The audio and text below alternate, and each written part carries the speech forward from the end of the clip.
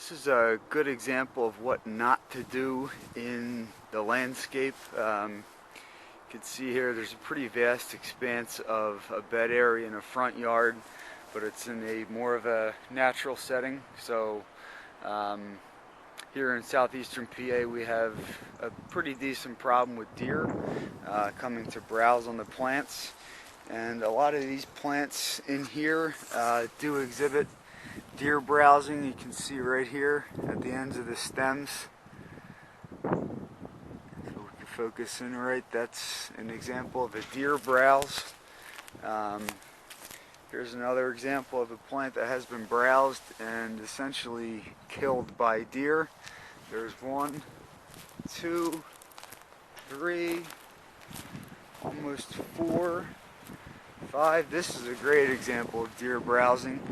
You can see right here the kind of grayish brown. It almost looks like a really poorly cut branch, but you can see the kind of the rugged edge of the stems of the plants, and the deer just went to town here. Here's another one here, and basically the way that this landscape should have looked is if the right plants were planted here, deer-resistant plants. All this should have been real nice and full, and at this point in the season, with the types of plants that were planted here, should have given the client nice color, a little bit more of an intimate feel in terms of privacy and aesthetics. But the types of plants that were selected here just aren't the right plants to use. The other good example here of what not to do is to always take a soil test. You can plant any plant you want in the right location, but if the soil's not right, if the pH is a little bit off, or if they're lacking nutrients, and you put the plant in, it exhibits some decline, or it just doesn't grow to the way it's the way it's supposed to grow.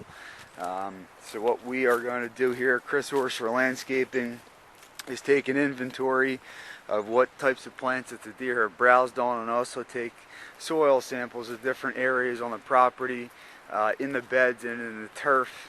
And we have an in-house soil testing system, so we will test that for the proper nutrients and the pH levels, and then suggest to the client what needs to be done in order to correct this. If there is any conditions in the soil that aren't optimal for plants, we would come in and amend the soil, and then come in and plant deer-resistant plants. So again, as you can see here at this point, the bed is just really looking bare and sparse, and that's because of the deer coming in and eating the plants. And as well, there might be some soil conditions here that really aren't ideal for the types of plants to be put in here. The other issue is that these big mature looking trees a lot of times suck up the nutrients that these smaller plants need to grow and thrive. So again, proper plant selection. These bigger trees have some implications on the pH and the soil.